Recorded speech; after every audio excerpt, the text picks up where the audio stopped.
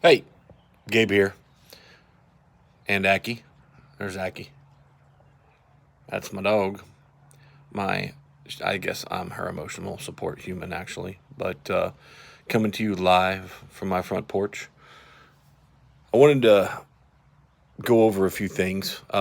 Those of you that are just now watching this, please go back and watch some of my other videos. As you may know, I am a veteran.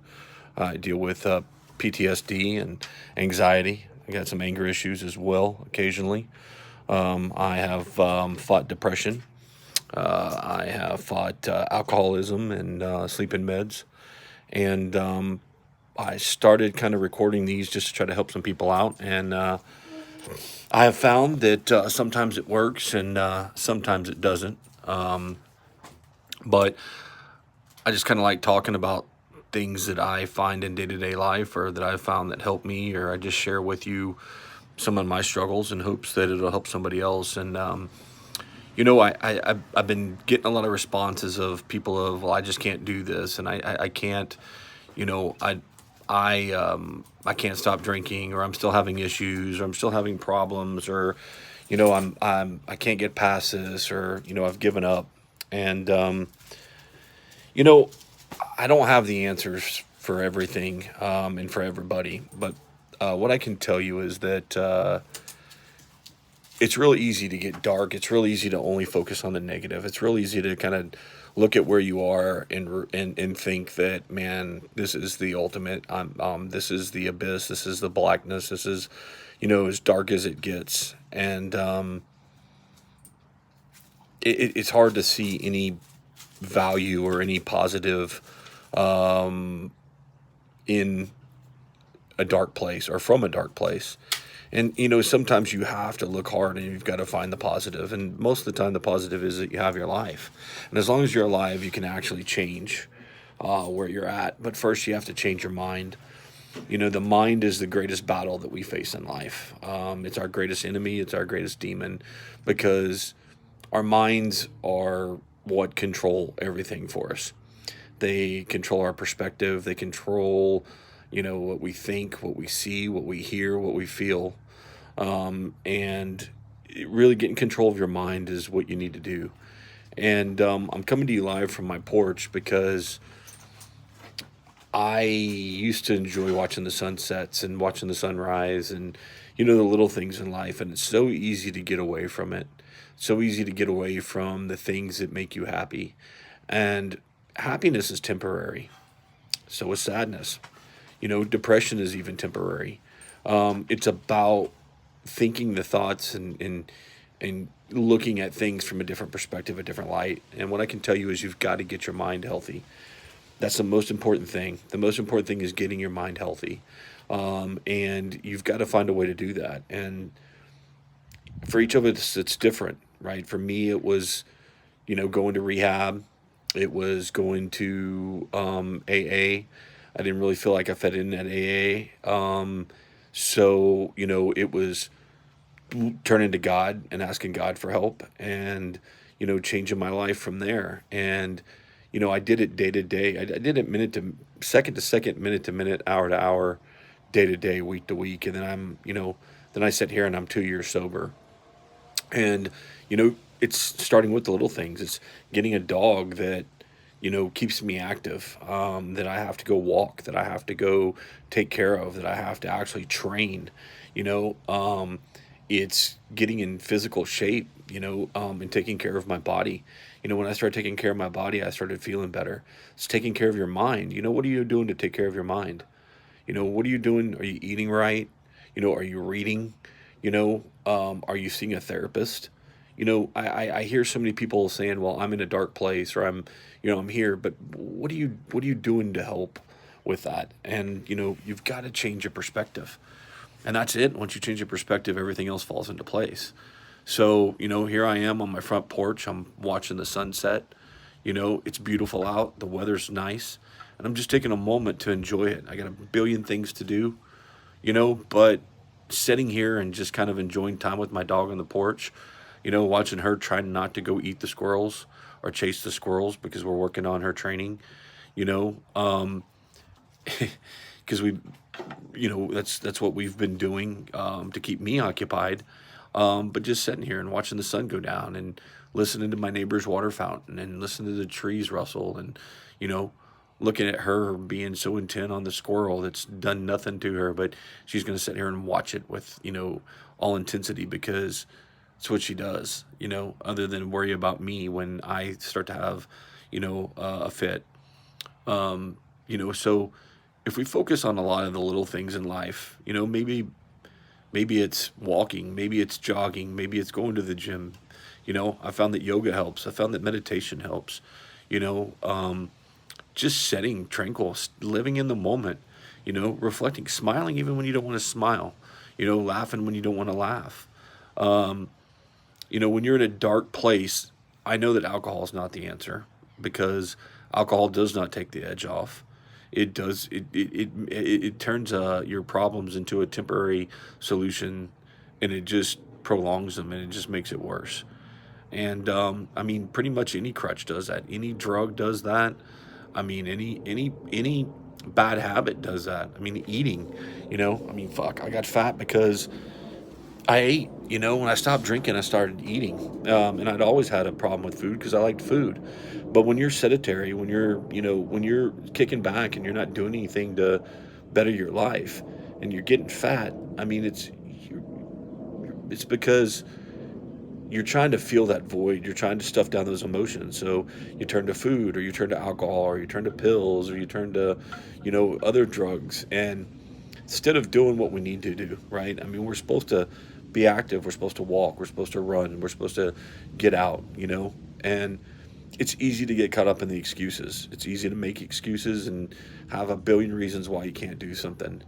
And it's hard finding the right reason to do it. And in the end, you got to find your purpose, and it may take you forever to find your purpose, but you got to look for it. Why are you on this earth? Question that. you know who's God? Question that. Believe in something bigger than yourself. Ask yourself questions to make you think. Get out of your own head. you know it's There's not a cookie cutter approach to stopping depression or stopping drinking.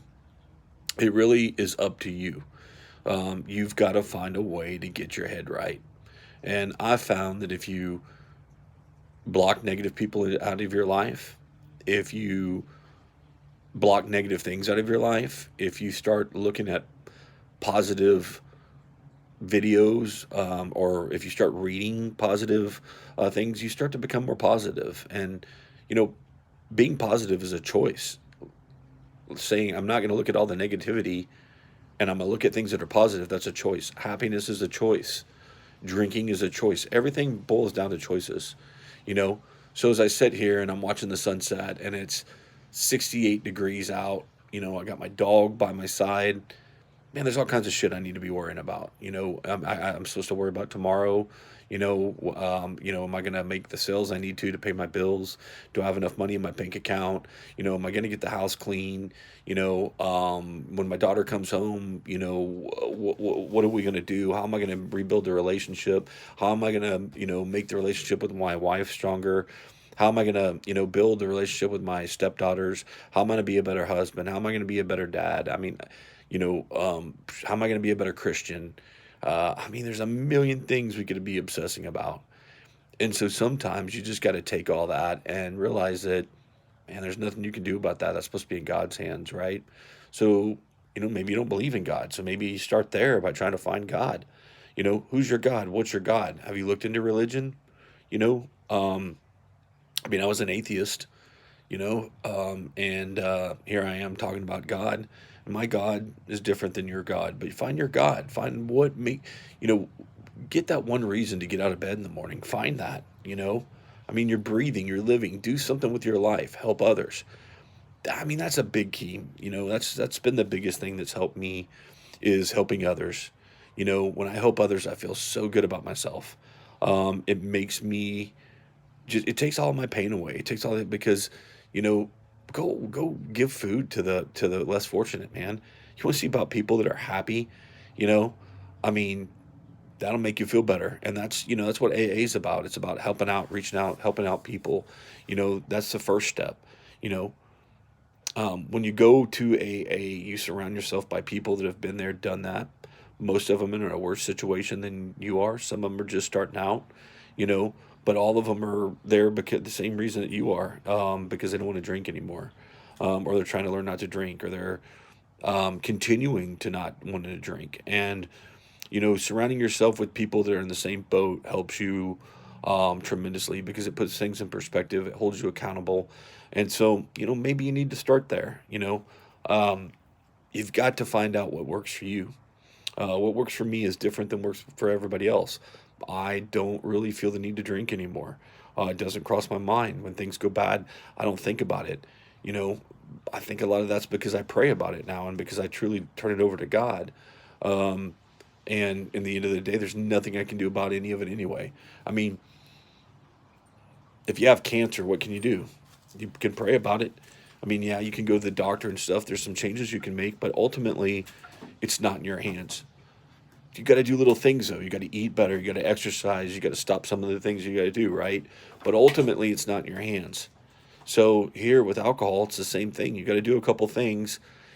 Ultimately, on this, unlike cancer, it is in your hands because you can control your disease. If you have cancer, sometimes you can't control if you're going to die or not. With alcohol, you can. Drugs, you can.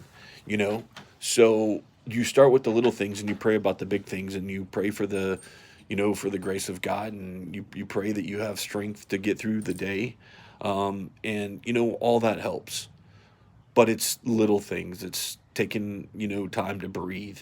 It's taking time to hug your dog or go walk your dog or wash your car, or, um, you know, clean the house or listen to your favorite song or write or paint or sculpt or cut the lawn or, something, you know. And I don't know, it just frustrates me that so many people say I can't do something. Yeah, I can't do it. I need my beer. I need my alcohol. I need my pot. I need my my Valium. I need yeah. You don't need any of that. You want it, because it's easier.